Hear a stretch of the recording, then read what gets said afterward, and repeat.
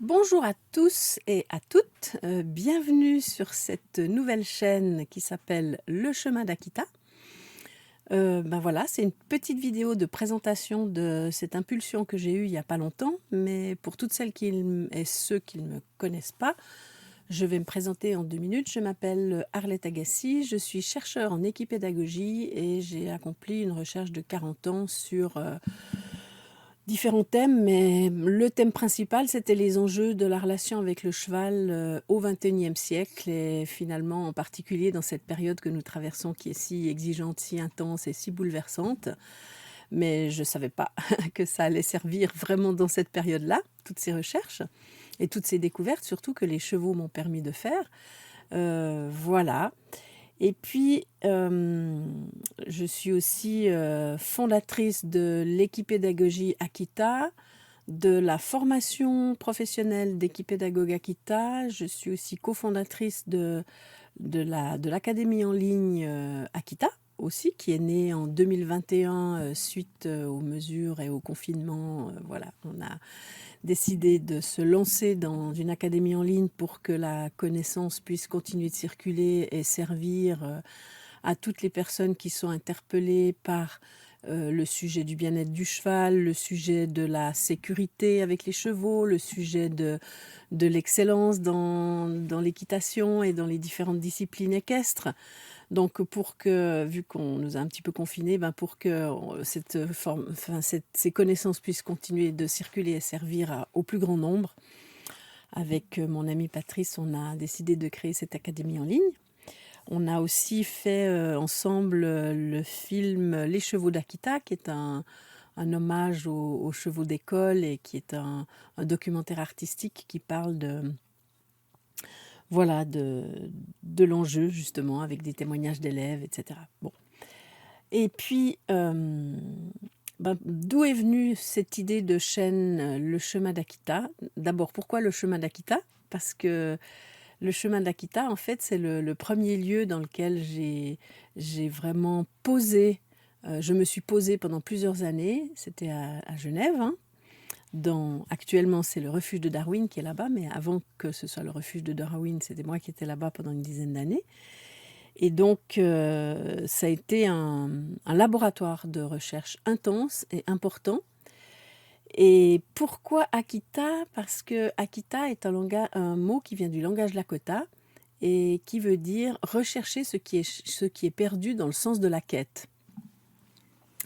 Et en fait, voilà, c'est un mot qui m'a beaucoup touchée à l'époque parce que c'était justement ça que je cherchais. C'est ce qu'on a perdu et qu'on perd de plus en plus et qu'il s'agit de retrouver ou en tout cas si on l'a déjà découvert, d'en conserver la mémoire. Donc voilà un petit peu l'origine de cette chaîne. Et puis dans cette chaîne, voilà, il y aura plusieurs playlists comme ils appellent, hein, où il y aura plusieurs groupes de vidéos.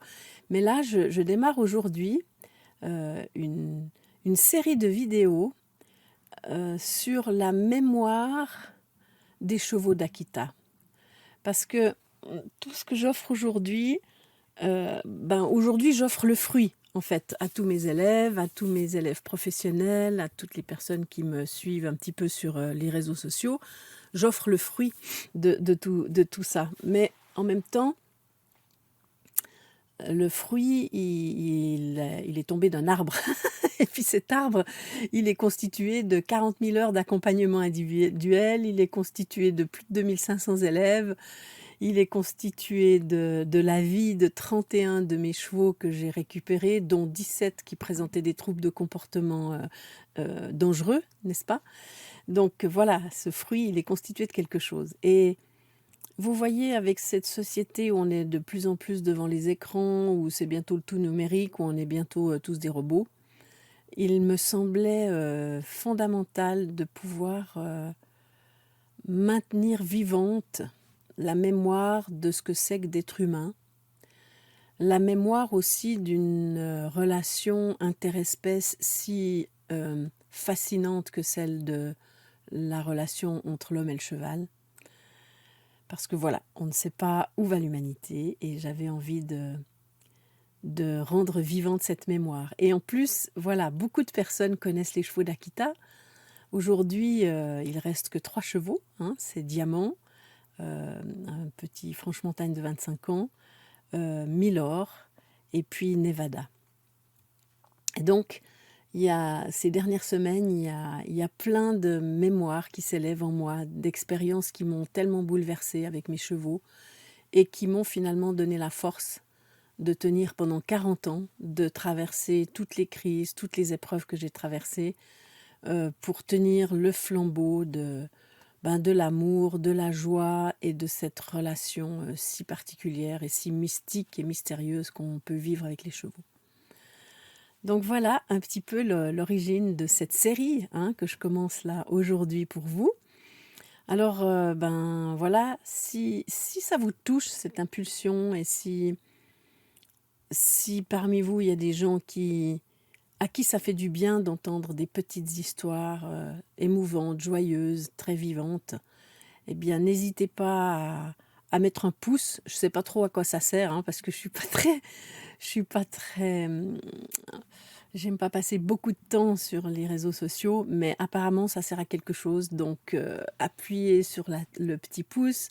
Vous pouvez vous abonner, comme ça vous recevrez chaque fois des petites notifications quand il y a une nouvelle vidéo. Et puis vous pouvez aussi, je sais pas, appuyer sur la cloche, je crois qu'il faut appuyer sur la cloche. Donc voilà, si vous avez envie de soutenir cette chaîne, qui se veut être une chaîne vivante, vibrante, pleine de tendresse, de poésie, d'amour, de tout ce que j'ai traversé et vécu avec mes chevaux et que d'autres ont vécu, eh bien voilà, vous pouvez la soutenir en faisant ça, en faisant circuler, en invitant des gens à rejoindre cette chaîne. Et puis, j'aimerais aussi demander s'il y a des personnes qui ont vécu des choses qui ont la même couleur que ce que j'ai vécu avec mes chevaux, je vous demanderais de m'envoyer un petit email ou de me contacter par Facebook, parce que ça me ferait plaisir aussi de peut-être mettre sur cette chaîne d'autres témoignages bouleversants, hein, de personnes qui ont vécu des choses qui ont changé leur vie avec les chevaux ou qui les a profondément émus. Voilà, j'aimerais bien réunir aussi d'autres personnes qui vivent aussi consciemment cette relation et qui ont traversé et vécu des choses belles avec leurs chevaux. Voilà pour la petite présentation de cette vidéo. Alors aujourd'hui, j'aimerais revenir très en arrière avec une petite histoire de mon premier cheval qui s'appelle Notre Espoir. C'était un trotteur qui avait fait des courses. Et quand je l'ai récupéré, on me l'a confié contre bon soin, hein, parce qu'il était devenu immontable, il était dangereux, il se dressait, il embarquait, il était devenu absolument immontable et très dangereux. Et donc le garçon qui avait ce cheval à l'époque était chagriné de le mettre à la boucherie. Il savait que je soignais très bien les chevaux, que j'avais une équipe autour de moi pour aider les chevaux. Donc il m'a proposé de le récupérer contre bon soin. Ce que j'ai fait, donc c'est mon premier cheval, et mon premier cheval s'appelait Notre Espoir. Et c'est pas anodin qu'il s'appelait Notre Espoir, parce que avec 40 ans de recul, je vois à quel point ce cheval m'a soutenu, m'a enseigné tellement de choses essentielles sur moi-même, sur le monde, sur les rapports de pouvoir, les rapports de force. Et il m'a vraiment conduit dans des espaces de conscience magnifiques. Et il a contribué de façon très importante à la création. Il m'a donné aussi beaucoup de courage, parce qu'évidemment, quand on est avant-gardiste comme moi, hein, parce qu'il y a 40 ans, vous imaginez bien que je passais pour dans le monde du cheval dont je sortais, hein, qui était quand même le monde de la compétition d'obstacles dans lequel j'étais groom pendant 10 ans. Eh bien, imaginez-vous bien que quand on commence à sortir des autoroutes proposées et qu'on va hors des sentiers, eh bien, j'ai passé pour une illuminée, j'ai passé pour plein de choses. J'ai pas rencontré beaucoup de respect et d'intérêt de ma recherche. Donc, le travail des avant-gardistes, il est assez ingrat, en fait, parce qu'on défriche quelque chose qui n'est pas encore là, qui n'est pas tellement justifiable, qui va complètement à l'envers du bon sens établi. Donc, ce cheval m'a vraiment donné beaucoup de force, de courage et d'espoir justement dans l'émergence du nouveau monde du cheval qui est là aujourd'hui, mais sur lequel j'ai posé, je pense, j'ai fait partie des premières dans le monde à poser des petits cailloux et des petits grains de sable à l'édifice de ce nouveau monde. Donc, ce cheval, bien entendu, je m'en suis beaucoup occupée. D'abord moi, parce qu'il était dangereux, donc il n'y avait que moi qui le montais. Et d'ailleurs, je ne le montais pas, je ne l'ai pas monté tout de suite. Mais j'aimerais juste aujourd'hui partager quelque chose qui m'avait tellement, tellement, tellement émue. Parce qu'à cette époque-là, je travaillais, pas seulement, mais je travaillais aussi avec des personnes qui souffraient de certains handicaps. Et notamment, je travaillais avec une femme qui souffrait de sclérose en plaques et qui était déjà bien atteinte, qui ne pouvait pas marcher sans déambulateur. Il y avait même des jours où elle ne pouvait pas se lever de son fauteuil. Donc elle était déjà atteinte assez profondément par la maladie. Et moi, je savais évidemment depuis de nombreuses années que le cheval avait un pouvoir guérissant. Et évidemment, je l'avais expérimenté déjà à de nombreuses reprises. Déjà moi, quand j'étais jeune et que je souffrais de angine chronique, sinusite chronique, cystite chronique, j'étais une enfant chronique. Et quand j'ai commencé à monter à cheval et aller au manège 3 fois par semaine pour nettoyer les box, tout ça, et puis être en relation avec ces êtres si merveilleux, toutes ces maladies chroniques, elles ont disparu et j'ai plus besoin d'antibiotiques. Donc, assez jeune, à l'âge de 14 ans, entre 14 ans et 14 ans et demi, j'ai découvert l'aspect guérissant de la relation avec le cheval. Mais bien sûr, c'était des sensations dans mon corps. Aujourd'hui, c'est une connaissance beaucoup plus précise de pourquoi le cheval a un pouvoir guérissant si puissant et si profond pour l'âme humaine et le corps humain. Donc voilà, et j'accompagnais cette personne avec notre espoir, justement. Et donc, un jour, je m'en souviendrai toute ma vie, j'étais en cours avec cette personne et puis je lui faisais travailler les yeux fermés. Donc elle était sur le cheval, j'étais à côté d'elle, j'avais quelqu'un qui tenait notre espoir à côté de moi. Et j'ai demandé à cette personne de fermer les yeux et de descendre dans son petit bassin, descendre dans la conscience dans son petit bassin, même si elle ne ressentait plus grand-chose. Mais je lui ai quand même demandé de faire l'effort de se concentrer à cet endroit. Et puis, cette personne, elle a accompli cet exercice. Et tout d'un coup, au bout de quelques minutes, elle me dit « Mais Arlette, c'est incroyable, j'ai l'impression de ressentir de nouveau le mouvement de la marche dans mon bassin, qu'elle ne ressentait plus depuis très très longtemps. » Et ça, c'était vraiment déjà là, à cet endroit de la séance, c'était vraiment impressionnant que cette personne, grâce au mouvement du pas qui était, impulsé dans le plancher pelvien de cette personne, eh bien, il y a eu une connexion entre le mouvement qui était donné par le cheval dans le plancher pelvien et qui se poursuivait dans le bassin jusqu'à la tête. Donc, c'est arrivé au cerveau de la personne et il y a une connexion qui s'est faite. Donc ça, c'était déjà quelque chose d'extraordinaire. Et quand j'ai descendu cette personne de notre espoir, elle m'a dit « Donne-moi pas mon déambulateur, j'ai envie de m'appuyer sur notre espoir pour marcher. » Et ça, c'est là qu'est intervenu quelque chose qui m'a bouleversée concernant notre espoir, qui était déjà très concentré dans la séance. Mais cette séance, elle avait lieu juste avant midi. Et donc, on avait fini à peu près à midi et c'était l'heure où on donnait le deuxième repas à mes chevaux. Et donc, j'ai la personne qui travaille avec moi qui passe devant le paddock avec le béro de nourriture pour aller donner à manger aux chevaux dans l'écurie où se trouvait notre espoir.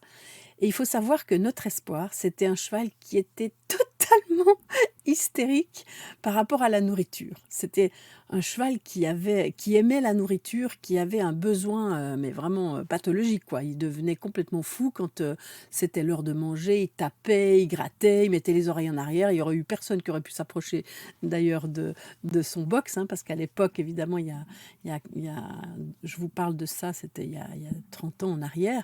J'avais pas encore mes chevaux en stabulation. Ils étaient dans des grands box avec des fenêtres sans barreaux, mais ils n'étaient pas en stabulation. Et donc, eh bien, c'était l'heure du repas. Et j'ai eu une petite inquiétude par rapport à cette situation où cette personne me demandait de pas donner le déambulateur et qu'elle puisse juste s'appuyer sur l'encolure de notre espoir pour marcher. J'ai eu cette inquiétude, mais cette inquiétude, il venait de mon mental, qui associait, oui, il y a la nourriture, peut-être que notre espoir, il va être complètement fou, ça va mettre la personne en danger, elle peut tomber, etc. Mais très vite, je me suis rendu compte que c'était mon mental qui produisait cette pensée.